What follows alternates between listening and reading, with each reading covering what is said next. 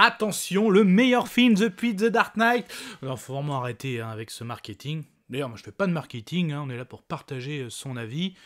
En tout cas, j'ai passé un bon moment devant ce film. Allez, on développe après le générique. Soit on meurt en héros, soit on vit assez longtemps pour se voir endosser la peau du méchant. Pour ce genre de choses, il existe des hommes comme moi. Il t'arrive de saigner. Vous pouvez respirer, vous pouvez cligner des yeux, vous pouvez pleurer. Ah, m'a ramené le conduit celle-là. Maintenant que j'ai votre attention, Accroche-toi, petit. Salut à tous, c'est Fab et des Garmates sur ma chaîne et aujourd'hui on va parler film qui sort au cinéma en ce mercredi 27 septembre, Dogman de Luc Besson. Alors la vidéo ça va faire en plusieurs parties, donc le synopsis, de quoi ça parle ce film, ce que j'ai aimé, moins aimé, sans spoiler, avec une petite conclusion. Bon de quoi ça parle ce film? Il était une fois une... Alors, le film commence avec une interpellation. Et oui, donc la police interpelle un camion. Ce camion est conduit par une femme. En fait, on va vite se rendre compte que c'est un homme parce que c'est un travesti. Et à l'arrière de ce camion, donc, il se trouve beaucoup, même plusieurs chiens.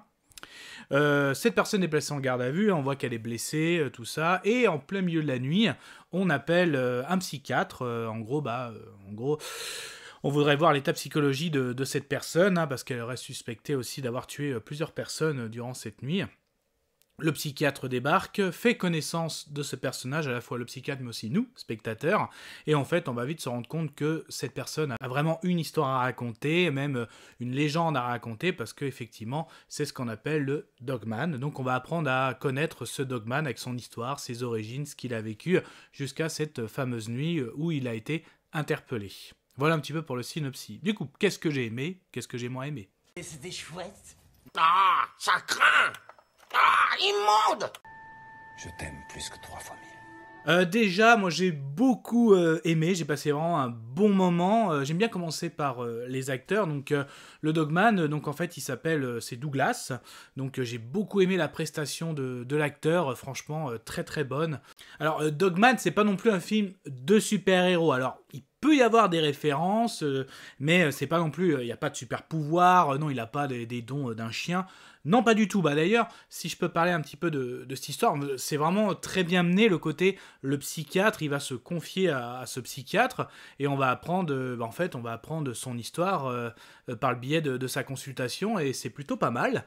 Donc, en fait, on apprend que il était dans une famille, plus que difficile, des conditions plus que difficiles, parce qu'à un moment, on voit que son père utilisait des chiens pour faire des combats de chiens et que lui, en fait, il prenait parti pour les chiens, donc il avait certaines affections envers ses animaux, et en gros, à un moment, son père l'enferme dans le chenil, et en gros, c'est un enfant qui a vécu des semaines, voire des mois dans un chenil, et avec ses chiens, et donc il s'est porté d'affection, et même un lien, il s'est fait un lien avec ses chiens, donc parce qu'en gros, maintenant, même à la parole, ils se comprennent, lui et les chiens.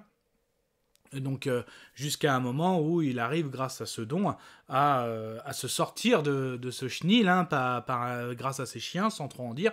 Je suis en non-spoil. Puis après, il a été placé en foyer. Donc, c'est quelqu'un aussi qui est handicapé. Donc, on voit aussi comment il est devenu handicapé, parce que ce n'est pas un handicap de naissance. Donc, on voit tout ce qu'il traverse. Après, dans le foyer, il fait des rencontres, notamment...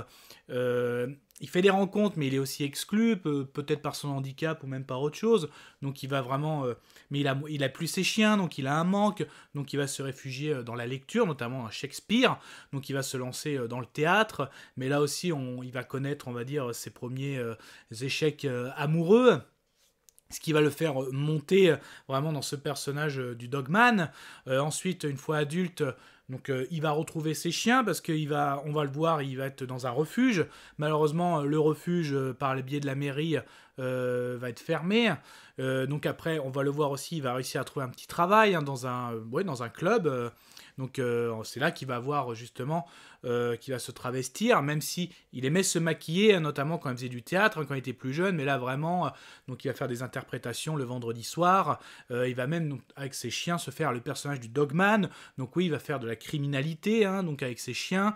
Notamment, il a plein de chiens. Bon, il y en a 2 ou 3 qui sortent du lot, notamment son Doberman, qui lui, c'est le gardien du sanctuaire. C'est vraiment pas mal. Il a le Malinois, donc c'est avec lui qu'il va faire un peu plus tout ce qui est intimidation, voilà.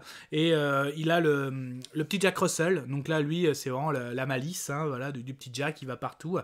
Donc, dans la criminalité, ça peut être à la fois de le cambriolage avec ses chiens, mais aussi, c'est là qu'on voit le côté un petit peu justicier super-héros, parce qu'à un moment, il y a quelqu'un qui vient voir le fameux Dogman, donc là j'adore le face-à-face déjà avec le Doberman, quand tu arrives, parce qu'il habite dans je crois que c'est un bâtiment insalubre, délabré, t'arrives face au Doberman il bouge pas, ça c'est pas mal, et après justement il y a une petite caméra, et c'est lui qui va actionner la porte, hein, le Dogman, il rentre, et là justement... ah tiens, j'ai trouvé un chien, ah bah oui, bien sûr, il le prend, et en plus, tu as besoin d'un autre service, bah oui, en fait, il y a un nouveau bandit, enfin un nouveau loupard qui est arrivé dans le quartier, et en gros, le classique, hein, il va voir tous les petits commerces, il leur fait, voilà, pour tant d'argent par mois, je vous fais votre protection contre les autres loupards. Et en gros, même si s'ils disent non, ils commencent à tout casser. T'es un peu le côté mafia, quoi, voilà, pour accepter. Donc, ces commerçants acceptent, mais au bout, les mois continuent à défiler. Et là, la facture augmente jusqu'à... ils n'arrivent plus à payer.